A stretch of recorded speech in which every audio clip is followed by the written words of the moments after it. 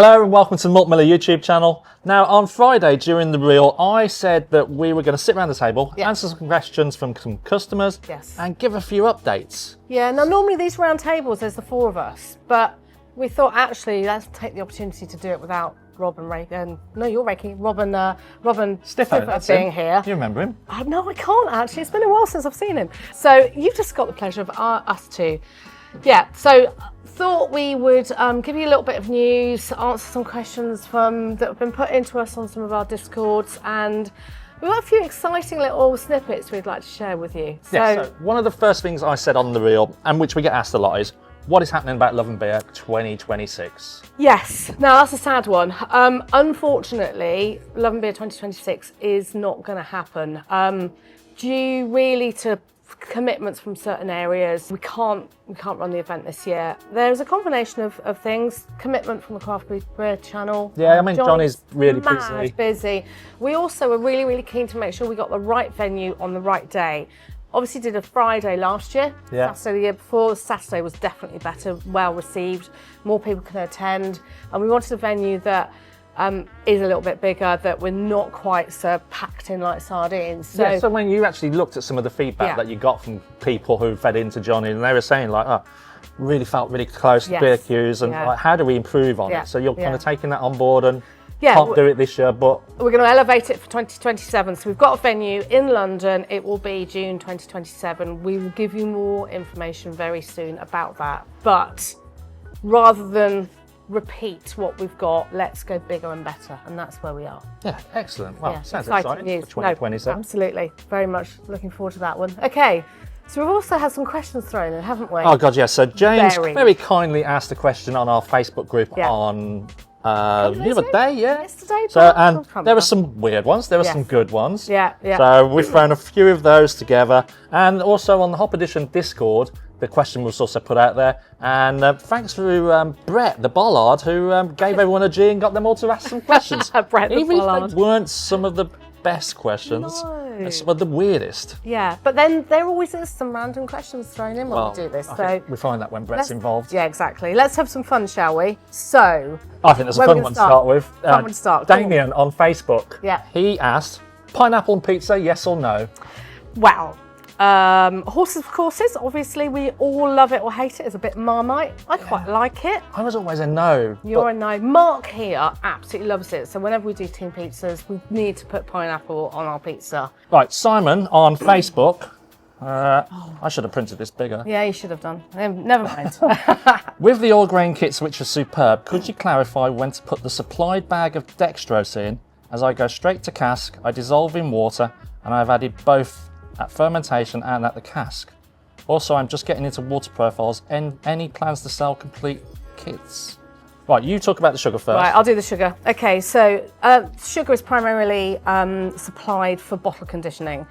If you're going to be bottle conditioning, that is the optimum point to be able to use that for your beer. If you're going straight into cask, as you are, then not really needed for that process. However, it's great to build up a bit of a supply so you can make some sugar washes, some seltzer, and various other It's your brew. Use your brew, so you can decide when and where you use it. If you're not, the primary reason for it being there is for those who are bottling. Yeah. You know, and anyone else, you can decide what to do. Some people do like to put sugar into a cask or into a keg to carbonate it naturally. Yeah. I like to use CO2. Yeah. So basically, if it's me, I'm keeping those 200 gram bags and I'm making a sugar wash or a seltzer with it. Yeah, absolutely. When Rob was bottling, it was my job to put the sugar in the bottle. Oh, you had the magic spoon? I had the magic spoon and the magic amount. Yeah, he's weird. He's got this magic spoon he does bottling. No, it's a weirdo. The other thing you asked about was water. No, it's not so easy as just being able to sell a kit for water, because you know everyone's got different volumes, everyone's got different source. You know, if you were using RO, again, that's probably the only way you could build a water kit. But then it's like the different amounts and different ways that people want to do it. So I don't think there's any true way to give a kit. You almost have to learn how to do it, get some software, and then kind of learn on the job type thing. Your own personal water is the biggest. Yeah, so different. Yeah, it's the biggest problem. Okay, next question is for you, Mr. Rake. Stephen from Facebook. will you be restocking 23-litre AEB kegs Okay. despite their cost? Okay, Stephen, so unfortunately not. There's no current plans to actually restock these. You'll also notice that we don't actually have the AEB kegs on the website anymore. Try and keep this brief. Because of the growth of Chinese kegs and, you know, easier and cheaper accessible kegs, the kind of AEB premium kegs were like slowly just kind of losing sales. So everyone's kind of switched to Chinese kegs. Give you a little bit of information about AEB though. You know, they primarily make those 23-litre kegs for the soda industry. That is what corny kegs come from. So unless someone in that industry orders a huge like container full of them, we can ship a pallet on top of it. That's why we didn't always have those kegs available. They were such a specialist item, very rare to find and very difficult to get hold of. Right, question for you. Fun one. What's everyone in the Maltmers team's signature karaoke songs?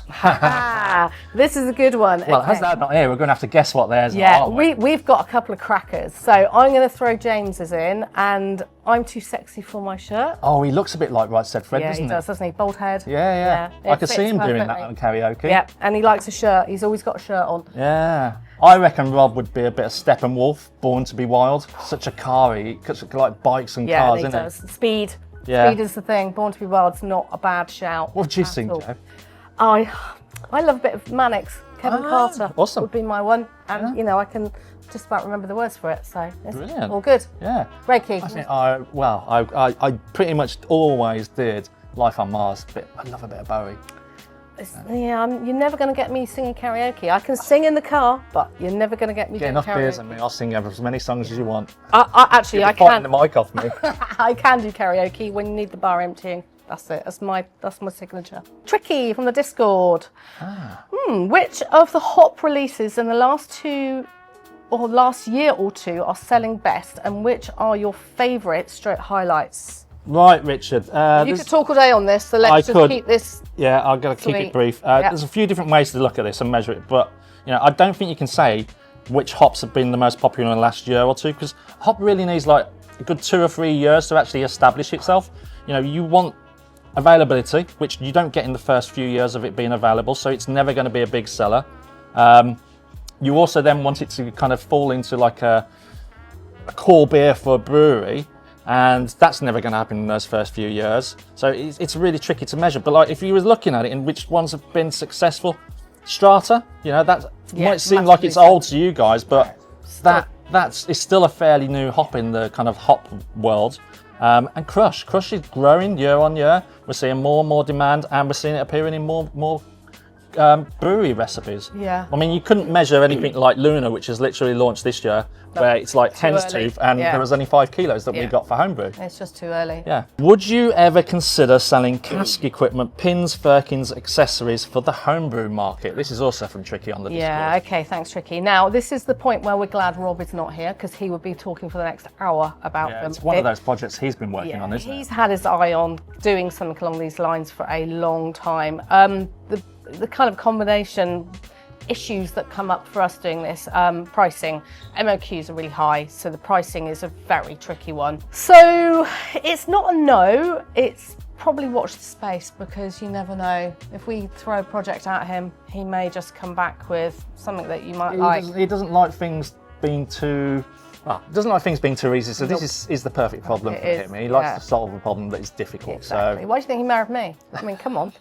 You said it, not me. Mark in the Discord, from the Discord, do WHC give production lifespans, i.e., do they let you know if a yeast will only be available for X amount of time, and if it's under review for production sustainably? That's definitely you. Right, okay, Mark, I love this question actually, because this does come up quite often. And you know, and it's not just yeast, it's all ingredients. One of the things we have to remember is like everything that we're using in Homebrew is driven by what a brewery's using. So if an ingredient is new and it kind of doesn't get picked up by a brewery, it's never going to have the demand to actually warrant that manufacturer to keep making it. You know, when I say a brewery, in some cases, like things like hops, you need a big brewery, you know, like someone like Diageo, you know, or AB InBev. So big beer actually does determine what we are going to be using. Yeah, definitely. It's not down to what homebrewers have got. So unfortunately, if a yeast doesn't take off or get picked up by like even like a number of craft breweries. There's just no reason anyone can carry on making it. So unfortunately, that's what happens. However, WHC do keep in touch with us all the time, give us what their project timeline is, so we know what yeasts are going to be launching this year.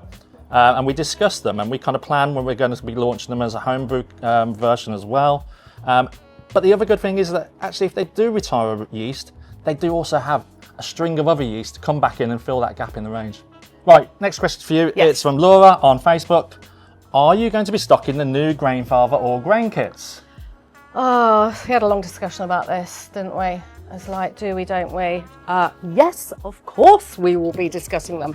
We have some here already. They're not yet ready to be purchased, but they will be in the next couple of weeks. So watch the space, watch the socials. You'll be able to buy them from us. Yeah, I mean, we're just waiting for the rest of the stock to come from Grainfather. Yeah. And for get time to put them on the website. Yeah, that takes a bit of time as well. It does. But we have got a couple of boxes that we can start getting some photography and stuff ready so that we can get the website prepared. But give us a couple of weeks, you'll be able to buy them from us. Okay, we have Mark from Facebook.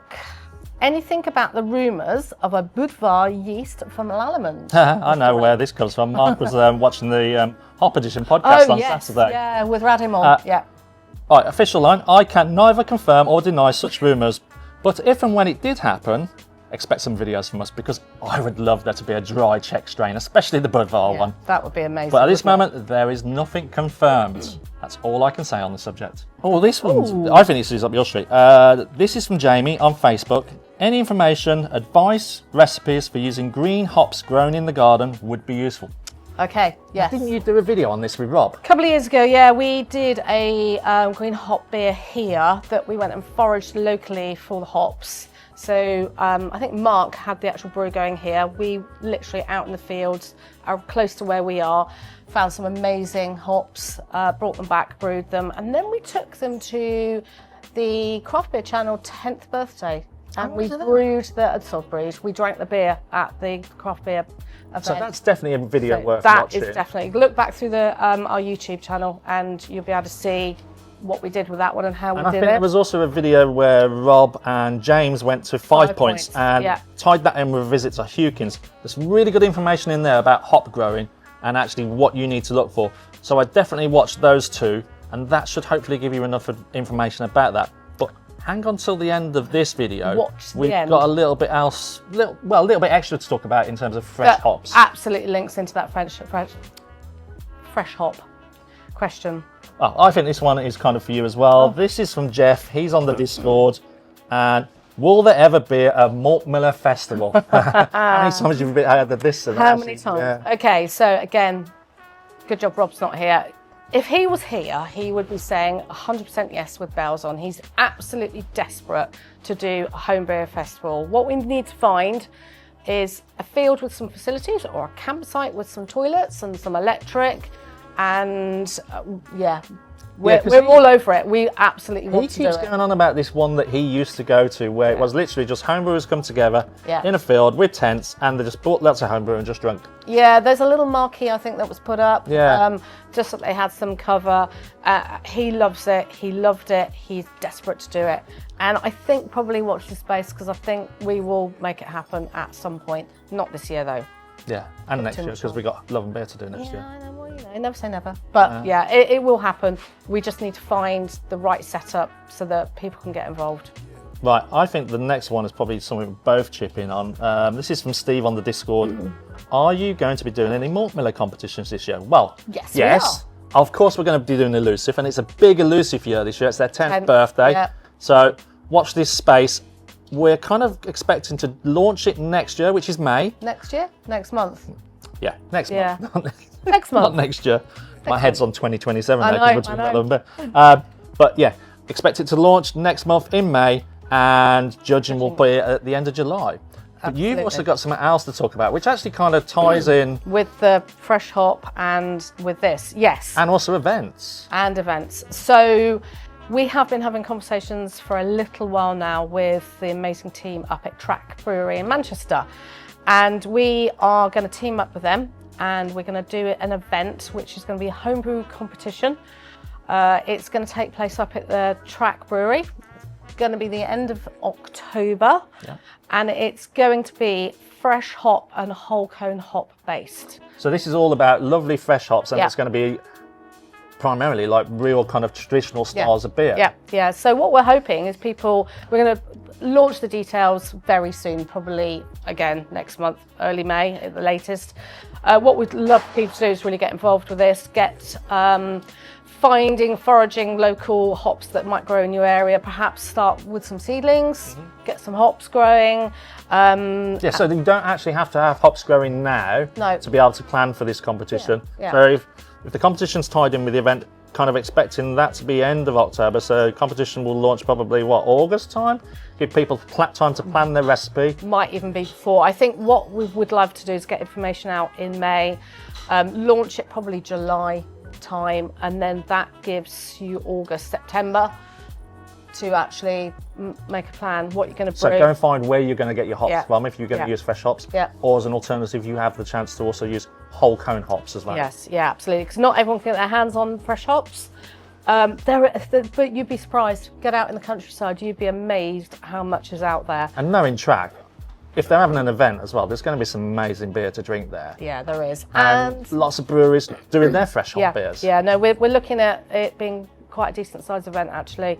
So 2 competitions, or two categories within the competition. We've also come up with some stunning prizes, like money can't buy. Again, that will all get released when we've got everything sorted, but it's going to be exciting. End of October. Keep watching the socials and see what comes out from us and Track. Yeah, absolutely. But we will be shouting about this very soon. We just need to dot the I's, cross the T's. I think that's brilliant for homebrewers. Yeah, Get together at Track, drinking great beer, and a chance to enter a competition. Yeah. What more could you want? It's going to be a lot of fun. Wow, Joe, that for a quick chat, that's gone on for a little bit. Yeah, I know. It's a good job there wasn't 4 of us. Yeah, imagine if Densha were here. We'd be in all sorts of trouble. Good God. Hopefully we've answered most of your questions. If we haven't, apologies, but chuck them in the chat. We will get you some answers back as soon as possible. Yeah, and as always, please, if you've enjoyed this video and you found it really useful, hit subscribe, the bell for notifications, and give it a like. That really helps us out on YouTube. Enjoy the rest of your Sunday. No Easter eggs this week, but coffee, bacon butties, or whatever suits you. Have a great weekend. Thanks for watching. Have a great weekend.